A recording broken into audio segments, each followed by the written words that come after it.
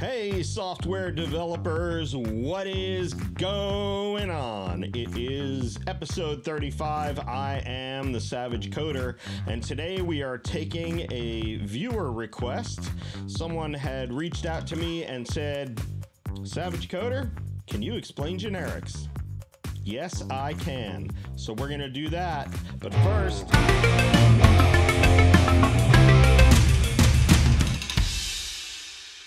So generics are a complex subject when you're first learning them. Once you get used to them, you don't even think about it that much. It just becomes a natural way to kind of genericize data types, and it makes things a little more flexible. I wouldn't say that outside of collections and lists that you use them every day, but they can save you some redundant kind of work and make your life a little easier. So let's jump in and see how that works. We're going to build an API, and the API is just going to be for demonstration purposes today. And it's not, we're going to do it in C#, and we'll take a look at collections, generic collections, and we'll look at how to use generics inside a method so that it makes things easier for us. So let's get to it. All right, we're going to go Visual Studio. I'm going to create a new project, and we're going to do a ASP.NET Core Web API. I'm going to choose mine on the left. You can search for it. I'm going to name it the API of things, because it's not going to really do much other than be for demonstration purposes. Okay, and then we'll hit next, and .NET 6 is fine. No authentication. HTTPS is good. If you have this option in your Visual Studio, this use controllers, unchecked to use minimal APIs, make sure that's checked. If you don't check that, then your controller routes end up in your startup CS and you don't have a controller folder. And I'd say it's good for examples, but I kind of like having controllers around. Okay, here we are. We have our weather forecast controller. I'm going to go ahead and delete that.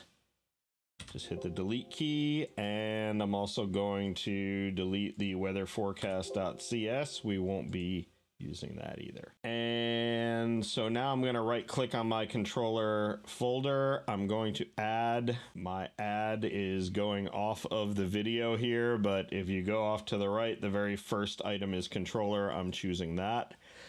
We will fix that soon. I just ordered a new laptop and got some monitors on the way, and we're gonna be shooting these videos not on this ultra wide, so I think just for video purposes it'll be better. And make sure we go on the left here to API, and we're going to choose an empty API controller. The name of our API controller is going to be the things controller. So here is our things controller, and let's just make a public action result, and we'll just call it a get. And for now, we'll just return OK. And let's just run that to make sure that everything is working. And we can test that out using Swagger. So a lot of this video is going to be debugging. So let me crank up the code size here so that you can see what I got. And we got a 500 on swagger.json. Interesting. So, oh, I know why. Because in my haste on my thing controller, the get has to at least have an HTTP get. I don't know if I can hot reload, but we're gonna try. No, we cannot. Can I do a restart?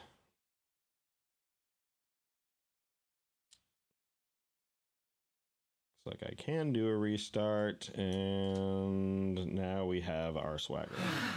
Can't forget those attributes, so that is required. All right, so we have our API things. If I do try it out and hit execute, it will run the code, and we get back a 200 OK when we execute. So here's our response here, which is the success 200. Good to go. I'm going to move that off screen for now. And let's get into our generics. Let's talk about non-generic collections first. So if I have this non-generic collection, that's just the name of a variable, I'm going to make it equal to a new array list. All right, so the array list, we will need to bring in the namespace, which is system.collections, if I can ever get to it here, using system.collections. So we add that in, and we now have a list. And I can take this non-generic collection and I can call add on it. And if you look at the data type of add here, it's an object. So it'll take any object. I can add a number. Let's add 10. I can add a string. I can put Savage in there. I could even create a generic object, right? A new object that has a, I don't know, a last name property, right? And then, so I could then return this collection. Let's clean that up a little bit. I could return that collection in my OK. So let's see what that does. Let's see what that does when we try that out. So our response body here is a 10, and let me see if I can make that a little bigger. Right, I get my 10 that I put in there. I put the string Savage in there, and then I got this object that it serialized into JSON for me. That's really cool, but it's also really dangerous, because what if this collection was not meant to have all that? For instance, let me rename this collection.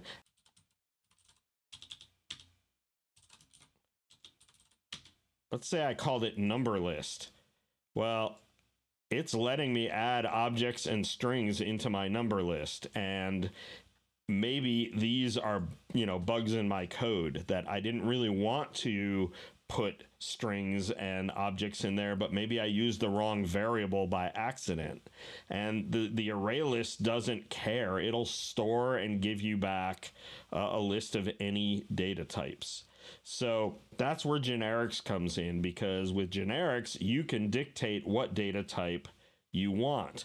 So if I made a new variable and I call this only numbers list, and instead of making a new array list, I make a new list of T. So the way list is created is it says you can replace T with any data type, whatever you want to limit your list to. So I can put a data type in here. I can't put a value. In other words, I can't put the number 10 in here. It won't take that because 10 is a value. It's not a data type. Well, what data type is 10? 10 is an int. I can put an int in there. And so what that allows me to do is it'll create a new list that can only hold integers. And so now when I do my only numbers list dot add, if you look at the help here now, it doesn't say object, it says int. And if I change this to string, what I'm telling my list is, hey, the only numbers variable will hold a list of strings. And so now if I look at add, it says add takes a string because you told me right here that this list holds strings, so add will only accept a string. So if I put in here, if I put in a 10, it's not going to take it. It's going to tell me, hey, argument 1 cannot convert from int to string. It knows it needs a string, and it doesn't inherently know how to turn 10 into a string. So we could either put 10 inside quotes, which is a string, Or really what I wanted to do here is I wanted to make my list an int. Well, now it won't hold a string. It says it can't convert string into an int, and it knows it needs an int. So now I can add numbers, but if I try to add any other data type into my add, it won't let me build. It's going to error out, and it won't let me make a mistake here. Okay. So you can see the power of generics here in that it limits what the list can contain. And it's all of the things that are in this list. So if let's say I had 3 of these, 10, 20, and 30, if I wanted to do a for each loop, and I say for each var number in only number list, then I automatically know that number is going to be an integer, because the only numbers list is a list of int. Even though I'm using it here to just do a for each loop, that int that I defined when I created my list carries through to all of the functionality that the list gives me. So very powerful. Also, you have other data types like dictionaries, which are key values. So maybe I have a, let's say a list of states. So if I have a states list and it equals a new dictionary of string comma string. Dictionaries use two generics when you create it, and the first one is the key, and the second one is the value, and these can be any data type. So now if I do a states list dot add, I have to give it a key and a value, which are both a string. So maybe I want to say the state I live in is North Carolina. I can say the key is NC and the value is North Carolina. You know, maybe I have IDs instead of abbreviations here, and maybe my IDs are a data type of int. In that case, NC wouldn't be good here, but maybe NC in the database is, I don't know, ID 20, whatever. So the idea here is that if I say states list and I give it the ID of 20, I could do something like selected state equals the states list of 20, and it'll use that ID, that int that I defined here, and it will find, even if there's a whole list of these, it will find the one with the key of 20, and this key will return me North Carolina in this selected state. This doesn't have to be a string. It can be any data type. We can make this an object. We can make it whatever we want. Generic data types, again, in this case, are just kind of limiting what values a dictionary can hold. And that's kind of how it works with collections. So I'm going to make another action here. We'll do a public action result, and this one's gonna be we'll call it get method, and I also need to make this an HTTP get, but you gotta have more than one. So I'm gonna do a route, and yes, I know I could do the route inside the get, but I prefer to keep my attributes separate in case I ever want to filter on things later.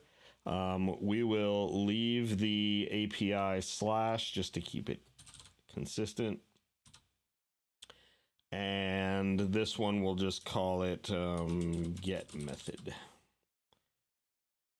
And we will return okay, and just like last time, let's test it out. Okay, as soon as I hit save, the hot swap is working. Really cool. We can try it out, execute. We don't get anything back other than our 200 success. So we're looking good. All right. So now what I want to do is I want this method to return an object. All right, so I want to return something different here. So first thing I'm going to do is I'm going to add a new folder. So I'm going to select my project, and I'm doing it up here because my right click doesn't work good, and this way you can see everything. And I'm just going to call this models. And then inside models, I'm going to do add class, and I'm just going to call this a return result. And the idea here is that I have a class that will have a couple of properties. So the first one's going to be a string with an error message, just in case the API doesn't work. It'll have an error message.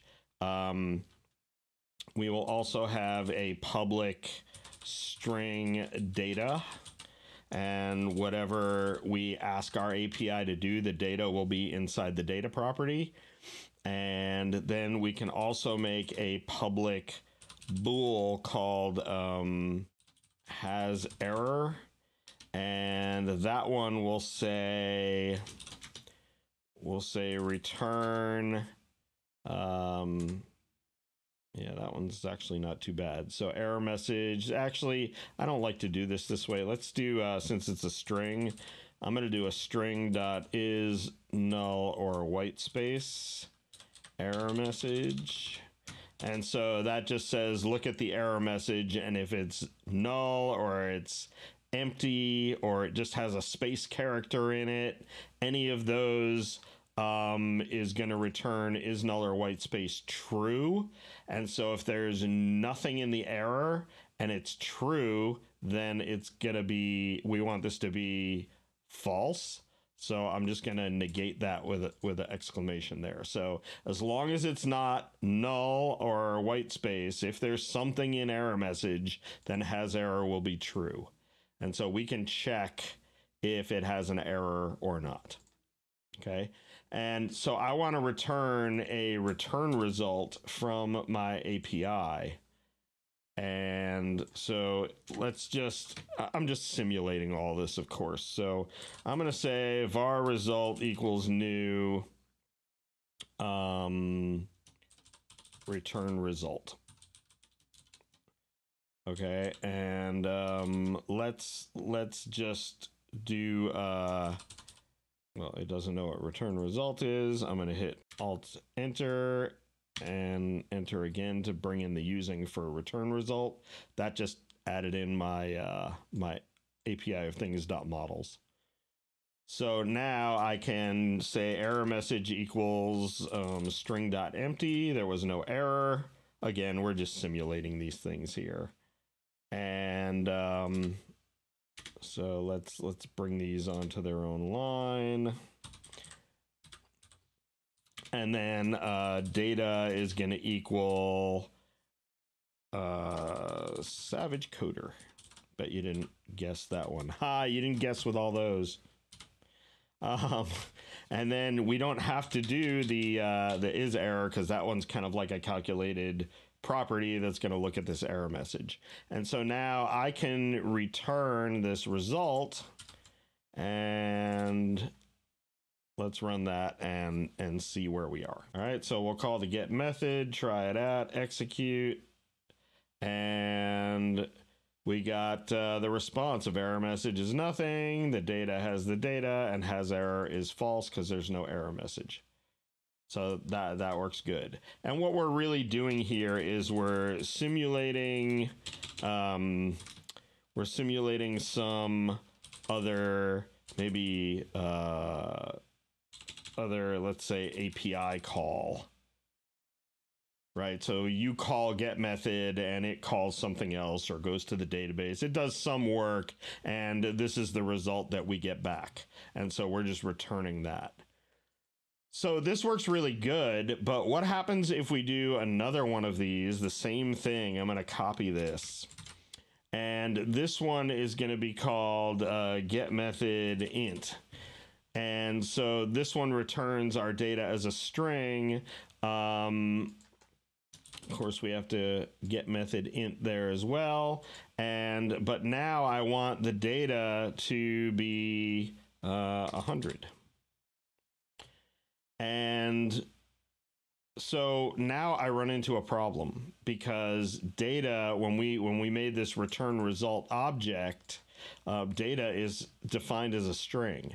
And so I can't reuse this return result, and I really want this return result to be the result of all of my API. Like every call in here is going to have the data inside data and, an error message if there's an error message. And I'm not completely making up this type of an interface.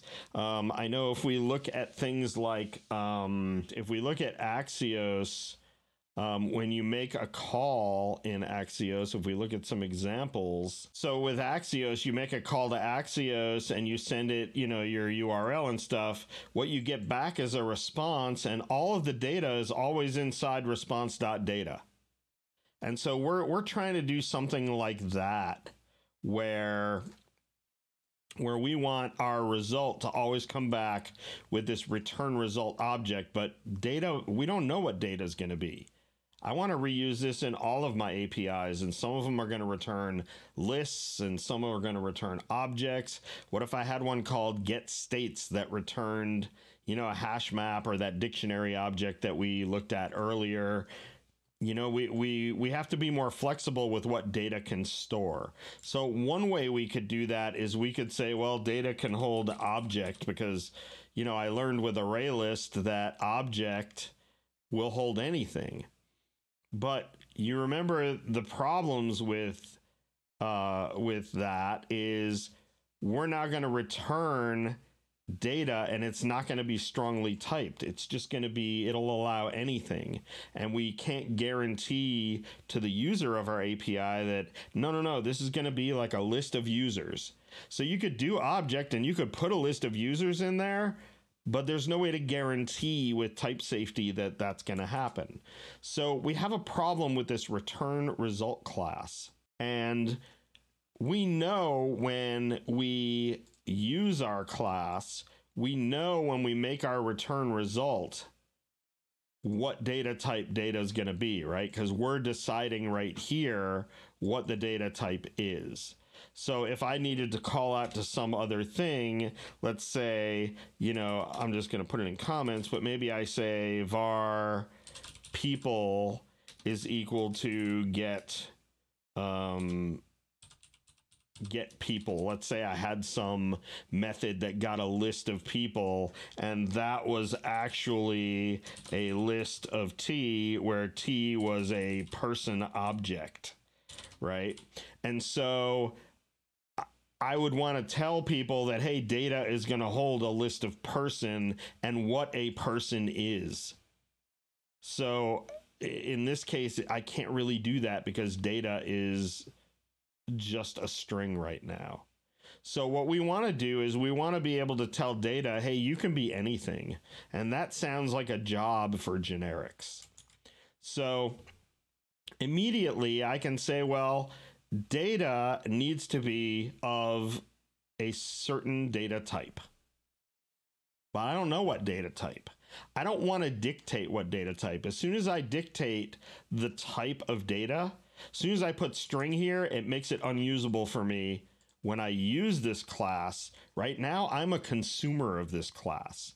So my role has kind of changed.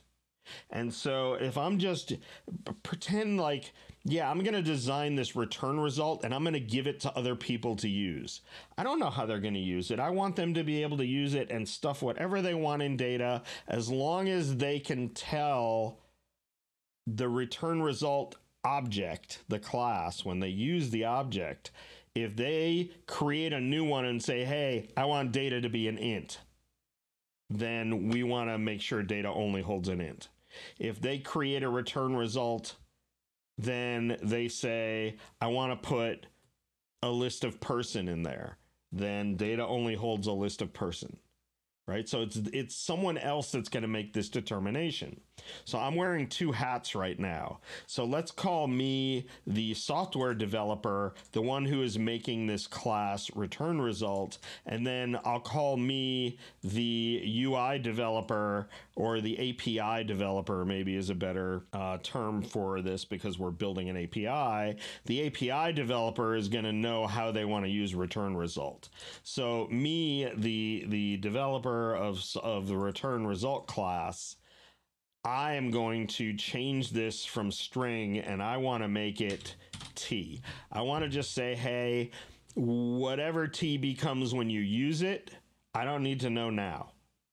But I am going to allow you to define what T is.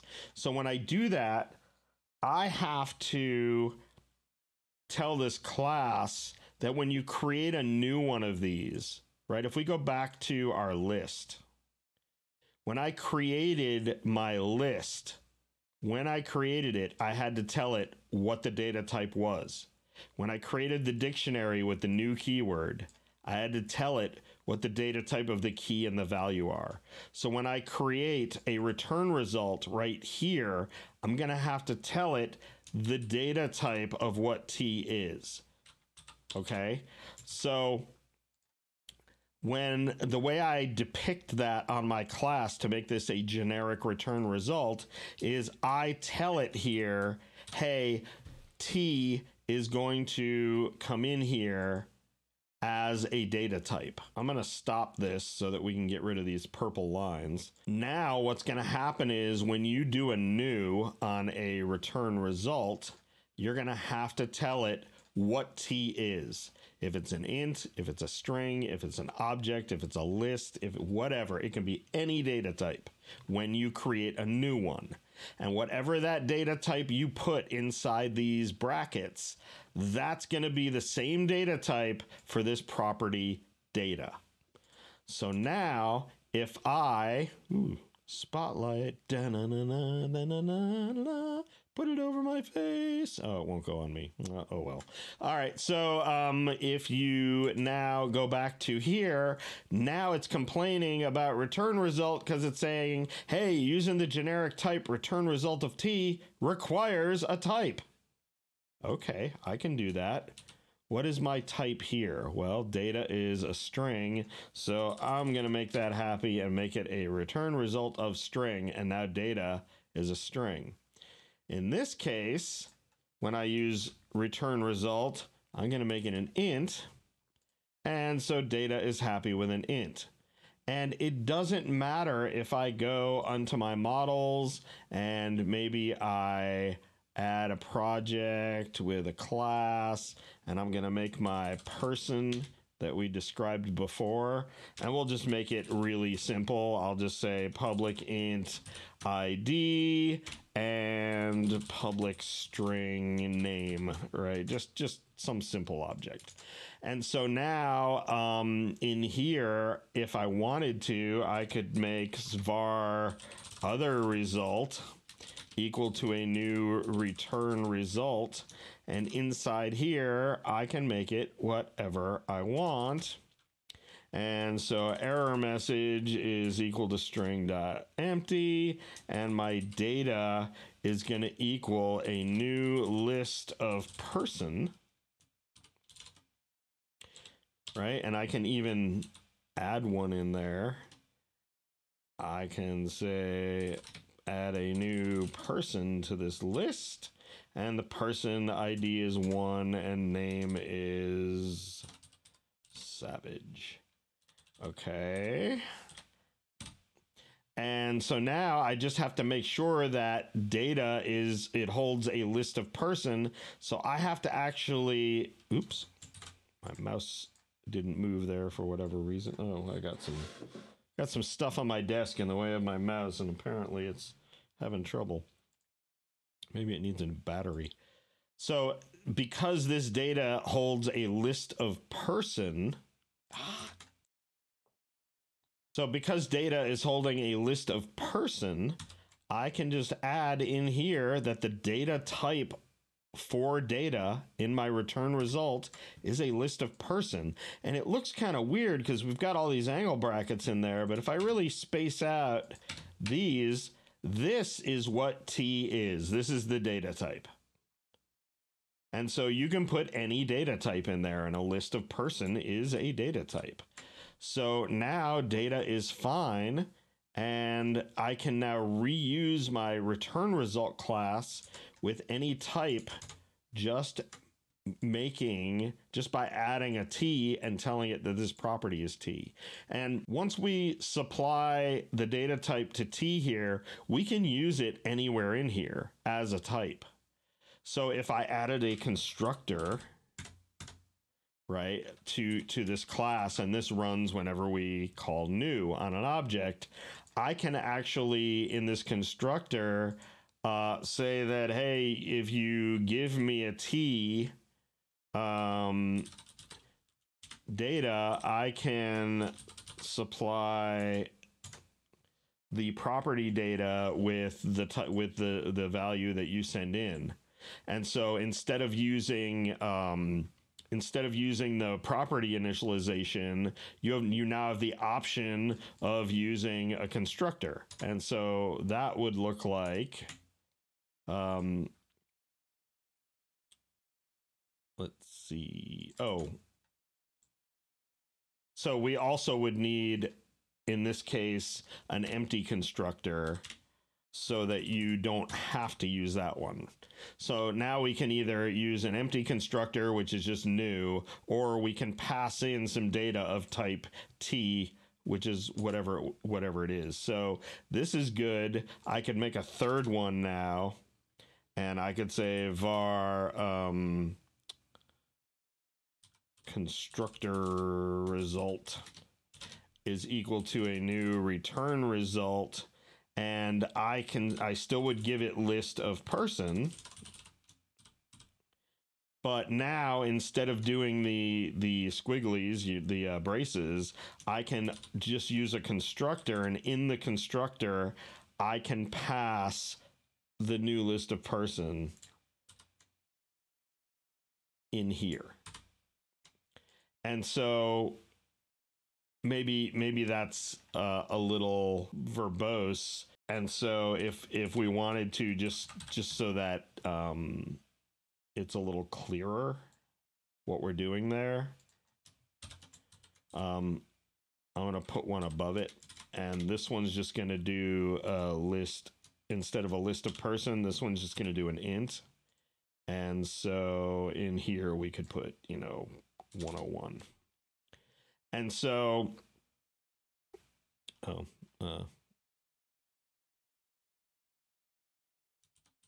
just got to give it a different name. So what we're saying is, when you create a return result, if you pass the constructor a value, the value would have to be the same data type as this, because if I change that to string, now it's saying, no, you can't give me 101. Because inside the return result, you told me you're going to pass in T, and whatever that data type is, that has to be the data type of whatever you're passing in the constructor if you pass something in the constructor. So in these cases up here, we're not passing anything in the constructor. This is kind of equivalent to this, right? You could write it that way, but that's kind of redundant when you're using the property initializers. So you don't need that, but you could do it either way with that constructor hack in there. So yeah, that's kind of my little primer into generics. I hope that was really cool. I hope it didn't get too confusing. You definitely need to practice with constructors. You definitely need to practice with generics. So let me know if you have any problems with that. Practice as always. We went over how to use generics in a list and how to use generics in methods and actually consume those generic data types so that you can dictate what you want a class to hold. If you have any questions, go ahead and reach out to me on social media, links in the description. I will put this code up in its own repo on the Savage Code. I will put that link also in the description. And if I can help with anything, you let me know. If you found this helpful, please subscribe. I do appreciate it, and thank you to all my new subscribers. I'm gonna do a little roll call maybe in the next video, just to kind of give a shout out to all you guys that are helping me out and supporting me, and I do appreciate it. And yeah, that's all I got for today. So I will see you soon, maybe with a short coming up. But I'll see you online.